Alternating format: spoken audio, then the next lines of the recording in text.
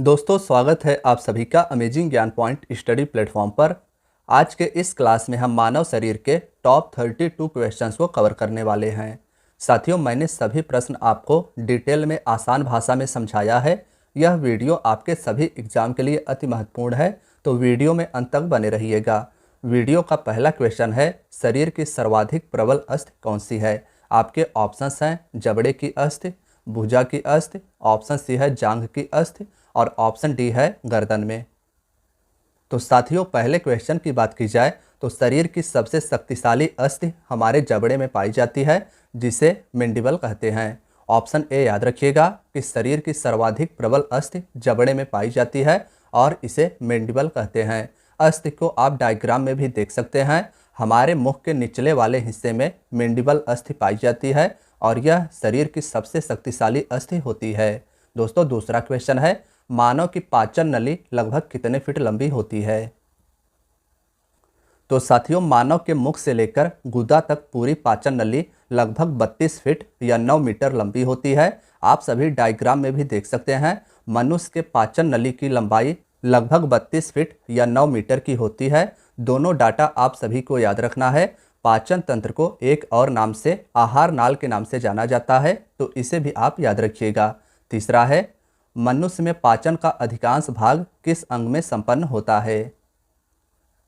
साथियों, मनुष्य में भोजन के पाचन की क्रिया मुख से प्रारंभ होती है। ध्यान रखिएगा कि क्वेश्चन यह भी पूछ लिया जाता है, मनुष्य में भोजन के पाचन की क्रिया कहाँ से प्रारंभ होती है?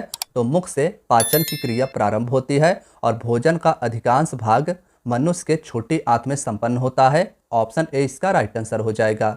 मनुष्य में पाचन का अधिकांश भाग छोटी आंत में संपन्न होता है, यानी मनुष्य का भोजन सबसे ज़्यादा समय तक छोटी आंत में रहता है और यहीं पर डाइजेस्ट होता है। इसे आप सभी डायग्राम में भी देख सकते हैं। यह है हमारा बड़ी आंत और इसी के मध्य में स्थित है छोटी आंत। यहीं पर भोजन अधिकांश समय तक रहता है और यहीं पर डाइजेस्ट होता है। साथियों, अब हम बात करें अपने चौथे क्वेश्चन की, तो चौथा क्वेश्चन है, मनुष्य के जीवन काल में कितने दांत 2 बार विकसित होते हैं? दोस्तों, मनुष्य के मुख में दांतों की कुल संख्या 32 होती है। 20 दांत ऐसे होते हैं जो दूध के होते हैं और यही 20 दांत मनुष्य के जीवन काल में 2 बार विकसित होते हैं। तो ऑप्शन बी इसका राइट आंसर हो जाएगा। याद रखिएगा कि मनुष्य के मुख में दांतों की कुल संख्या 32 होती है। 20 दांत ऐसे होते हैं जो दूध के होते हैं और यही दोबारा उत्पन्न होते हैं। साथियों, पांचवें क्वेश्चन की बात करें तो पांचवा क्वेश्चन है, अस्थियों और पेशियों को आपस में क्या जोड़ता है? दोस्तों, हड्डी तथा मांसपेशियों को एक दूसरे में जोड़ने का काम टेंडन करता है। टेंडन को हिंदी में कंदरा भी कहते हैं। ऑप्शन बी इसका राइट आंसर हो जाएगा। इसी से मिलता जुलता एक और प्रश्न आपसे पूछा जाता है कि अस्थियों और अस्थियों को आपस में कौन जोड़ता है? तो इस प्रकार के क्वेश्चन में आपको लिंगामेंट याद रखना है। हड्डी को हड्डी से लिंगामेंट जोड़ता है और हड्डी को मांसपेशियों से टेंडन के द्वारा जोड़ा जाता है। साथियों, आप सभी इमेज देखते रहिएगा। इमेज से सभी बातें याद करने में आसानी हो जाती है। नेक्स्ट है, अस्थि में कौन सा लवण सर्वाधिक मात्रा में पाया जाता है? तो साथियों, हड्डियों में कैल्शियम और फॉस्फेट नाम का लवण पाया जाता है जो हमारे हड्डियों को मजबूत बनाता है। तो ऑप्शन सी इसका राइट आंसर हो जाएगा। याद रखिएगा कि हड्डियों में कैल्शियम फॉस्फेट नाम का लवण पाया जाता है जो हमारे हड्डियों को मजबूती प्रदान करता है। साथियों, सातवां क्वेश्चन है हमारा, दांतों तथा हड्डियों में पाए जाने वाला तत्व कौन सा है? तो साथियों, इसके पहले वाले क्वेश्चन में हम सभी ने देखा था कि हड्डियों में कैल्शियम फास्फोरस पाया जाता है जो हड्डियों को मजबूती प्रदान करता है। और हमारे इस क्वेश्चन में पूछा गया है कि दांतों तथा हड्डियों में कौन सा तत्व पाया जाता है? तो इसमें भी कैल्शियम और फास्फोरस पाया जाता है। ऑप्शन ए इसका राइट आंसर हो जाएगा। इसे भी आप याद रखिएगा कि दांतों तथा हड्डियों में कैल्शियम फास्फोरस पाया जाता है। आठवां क्वेश्चन है, मानव शरीर के किस अंग की हड्डी सबसे लंबी होती है? तो दोस्तों, मनुष्य के शरीर की सबसे लंबी हड्डी जांघ में पाई जाती है, जिसकी औसतन लंबाई 48 सेंटीमीटर यानी 48 सेंटीमीटर होती है। इसे फीमर नाम दिया गया है, जिसे आप सभी डायग्राम में देख सकते हैं। साथियों, इसके बाद अगर हम बात करें शरीर की सबसे छोटी हड्डी की, तो मनुष्य के शरीर में सबसे छोटी हड्डी कान में पाई जाती है, जिसे स्टेपिज कहा जाता है। तो इसे भी आप याद रखिएगा। साथियों, अब हमारा 9वां क्वेश्चन है, टिबिया नामक हड्डी किसमें पाई जाती है? साथियों, हमारे पैर के घुटने के नीचे वाले हिस्से में, जिसे पिंडली कहा जाता है, इसमें मुख्यतः एक पैर में दो हड्डी पाई जाती है, टिबिया और फिबुला। आप सभी इसे डायग्राम में भी देख सकते हैं। टिबिया नामक हड्डी पैर के निचले हिस्से में पाई जाती है, जो अग्रभाग में स्थित होती है, और फिबुला नामक हड्डी पीछे के साइड में पाया जाता है। साथियों, हमारा 10वां क्वेश्चन है, ह्यूमरस अस्थि कहाँ पर पाई जाती है? दोस्तों, ह्यूमरस अस्थि हमारे ऊपर की भुजा में पाई जाती है, जिसे आप सभी डायग्राम में देख सकते हैं। कंधे से कोहनी तक के भाग में इस हड्डी का विस्तार होता है। तो ह्यूमरस अस्थि बाहों में पाई जाती है, इसे भी आप याद रखिएगा। नेक्स्ट है 11वां क्वेश्चन, मनुष्य के शरीर में पसलियों के कितने जोड़े होते हैं?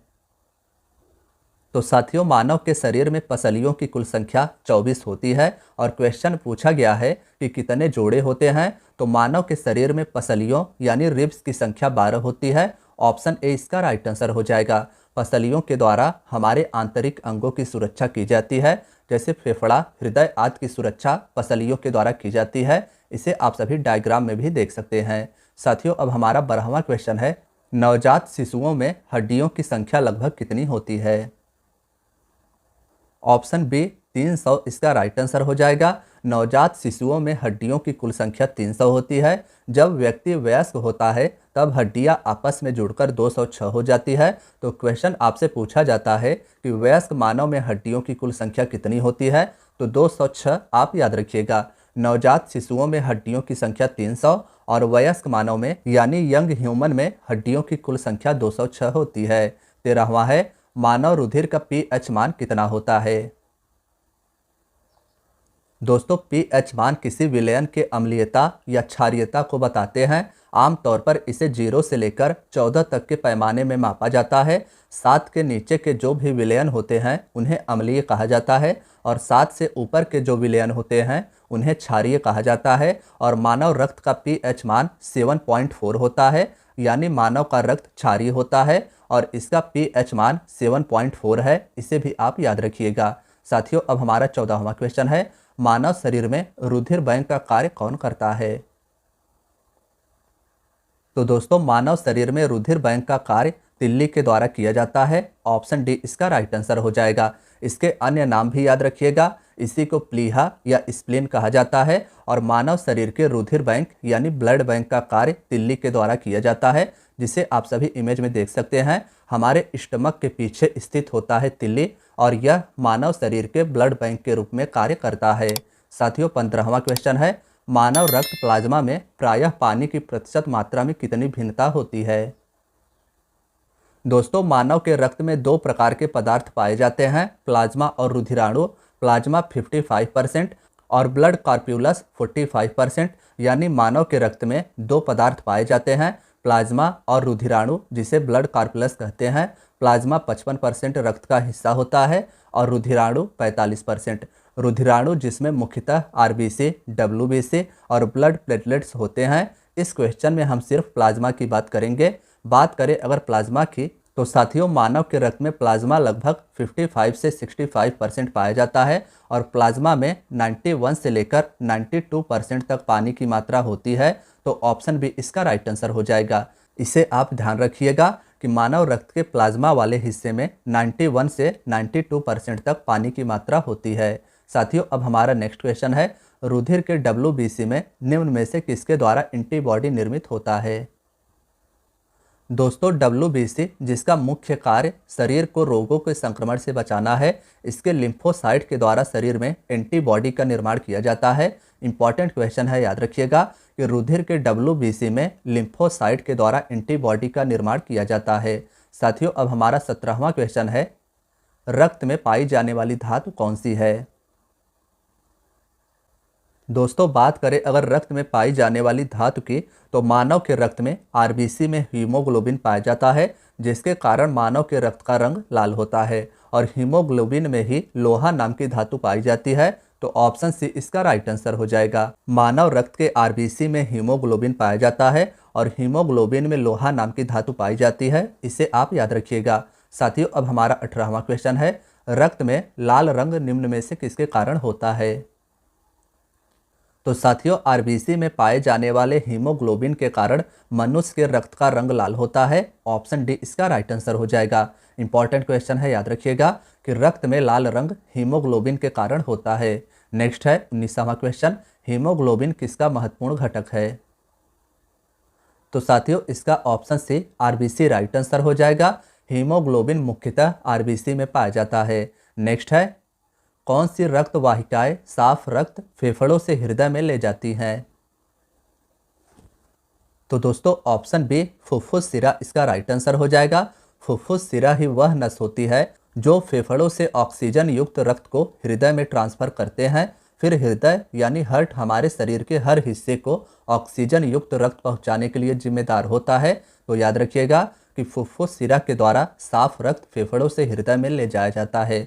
साथियों, नेक्स्ट क्वेश्चन की बात करें तो नेक्स्ट है, किसके मौजूदगी के कारण शरीर के भीतर रक्त जमता नहीं है? तो साथियों, ऑप्शन बी हिपेरिन इसका राइट आंसर हो जाएगा। हिपेरिन नाम का प्रोटीन जिसका उत्पादन लीवर के द्वारा किया जाता है। याद रखिएगा कि हिपेरिन का उत्पादन लीवर के द्वारा किया जाता है और इस प्रोटीन के कारण शरीर के अंदर रक्त नहीं जमता है। साथियों, इससे ही मिलता जुलता एक और प्रश्न है कि कौन सा प्रोटीन रक्त का थक्का बनाने के लिए मददगार होता है? तो फाइब्रिनोजन। याद रखिएगा, रक्त का थक्का यानी ब्लड क्लॉटिंग के लिए जिम्मेदार प्रोटीन फाइब्रिनोजन है। नेक्स्ट है, लाल रक्त कणिकाएं किस नाम से जानी जाती हैं? दोस्तों, रेड ब्लड कॉर्पस यानी आरबीसी को इरिथ्रोसाइट के अन्य नाम से जाना जाता है। यह भी क्वेश्चन इंपॉर्टेंट है, तो याद रखिएगा कि आरबीसी को इरिथ्रोसाइट के अन्य नाम से भी जाना जाता है।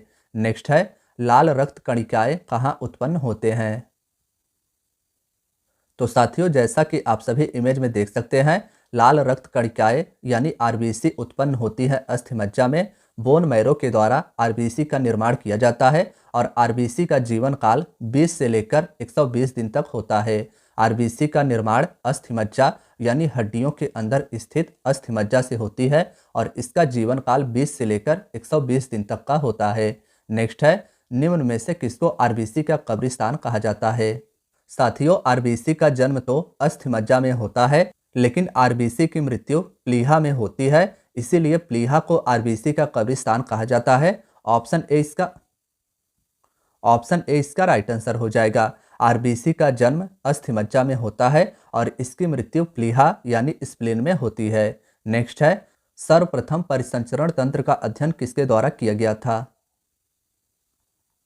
दोस्तों, रक्त परिसंचरण तंत्र यानी ब्लड सर्कुलेशन की खोज 1628 में विलियम हार्वे के द्वारा किया गया था। ऑप्शन बी इसका राइट आंसर हो जाएगा। इसी से मिलता जुलता एक और प्रश्न आपसे पूछा जाता है कि ब्लड ग्रुप यानी रक्त समूह की खोज किसके द्वारा की गई थी? तो कार्ल लैंड स्टीनर के द्वारा ब्लड ग्रुप की खोज की गई थी और ब्लड सर्कुलेशन की खोज विलियम हार्वे के द्वारा किया गया था। इसे आप याद रखिएगा। 26वां है, निम्न में से किनकी भित्तियों पर रक्त द्वारा डाले गए दबाव को रक्तदाब कहते हैं? तो साथियों, धमनी के द्वारा शरीर के सभी पार्ट्स तक रक्त को पहुंचाया जाता है और धमनी के दीवारों पर ही रक्त द्वारा डाले गए दबाव को रक्तदाब यानी ब्लड प्रेशर कहते हैं। ऑप्शन ए इसका राइट आंसर हो जाएगा। नेक्स्ट की बात करें तो साथियों, हमारा नेक्स्ट क्वेश्चन है, सोते समय रक्तदाब में क्या परिवर्तन होता है? आपके ऑप्शंस हैं, पहले घटता है फिर बढ़ता है, ऑप्शन बी है पहले जैसा रहता है, ऑप्शन सी है बढ़ता है और ऑप्शन डी है घटता है। तो साथियों, इस क्वेश्चन का ऑप्शन डी राइट आंसर हो जाएगा। सोते समय ब्लड प्रेशर और टेम्परेचर दोनों ही घट जाता है, इसे आप याद रखिएगा। 28वां क्वेश्चन है, रुधिर दबाव मापक यंत्र कौन सा है? साथियों, बात करें अगर मनुष्य के रुधिर दबाव की यानी ब्लड प्रेशर की, तो स्वस्थ मनुष्य का ब्लड प्रेशर 120/80 mmHg होता है और रक्तदाब मापने वाले यंत्र का नाम स्फिग्नोमैनोमीटर होता है। ऑप्शन सी इसका राइट आंसर हो जाएगा। रक्तदाब यानी ब्लड प्रेशर को मापने वाले यंत्र को स्फिग्नोमैनोमीटर कहा जाता है, इसे आप याद रखिएगा। नेक्स्ट है 29वां क्वेश्चन, लब डब आवाज निम्न में से किस अंग से संबंधित है? तो दोस्तों, ऑप्शन बी हार्ट इसका राइट आंसर हो जाएगा। लब डब नामक आवाज हमारे हृदय से उत्पन्न होती है। नेक्स्ट है 30वां क्वेश्चन, स्वस्थ मनुष्य में प्रति मिनट हृदय कितनी बार धड़कता है?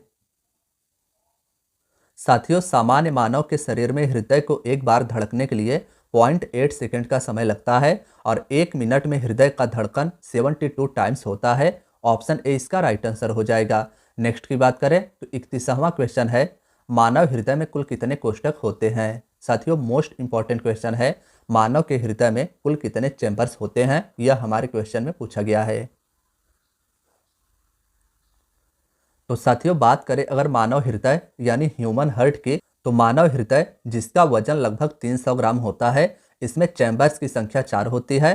डायग्राम में भी आप सभी देख सकते हैं। मानव शरीर के हृदय का जो ऊपरी भाग होता है उसे आलिंद कहते हैं, याद रखिएगा। मानव शरीर के ऊपरी भाग को आलिंद कहते हैं और निचले वाले भाग को निलय के नाम से जाना जाता है। ऊपरी भाग में दाया आलिंद और बाया आलिंद होता है। साथियों आप सभी इमेज जरूर देखिएगा। ह्यूमन हार्ट के ऊपरी भाग में दाया आलिंद और बाया आलिंद होता है। हृदय के दाहिने भाग में अशुद्ध रक्त और बाएं हृदय में ऑक्सीजन युक्त रक्त रहता है, इसे भी आप याद रखिएगा। नेक्स्ट है लास्ट क्वेश्चन, शरीर की विशालतम धमनी कौन सी है। साथियों शरीर की सबसे विशालतम या बड़ी धमनी को महाधमनी कहते हैं, जिसे इंग्लिश में एरोटा भी कहा जाता है। तो ऑप्शन डी इसका राइट आंसर हो जाएगा। इस क्वेश्चन को भी आप याद रखिएगा। शरीर की सबसे विशालतम धमनी महाधमनी या एरोटा को कहा जाता है। तो साथियों आज की आपकी वीडियो यहीं तक थे। वीडियो अगर पसंद आई हो तो वीडियो को लाइक, चैनल को सब्सक्राइब और वीडियो को अपने दोस्तों के साथ शेयर करना ना भूलिएगा। धन्यवाद दोस्तों।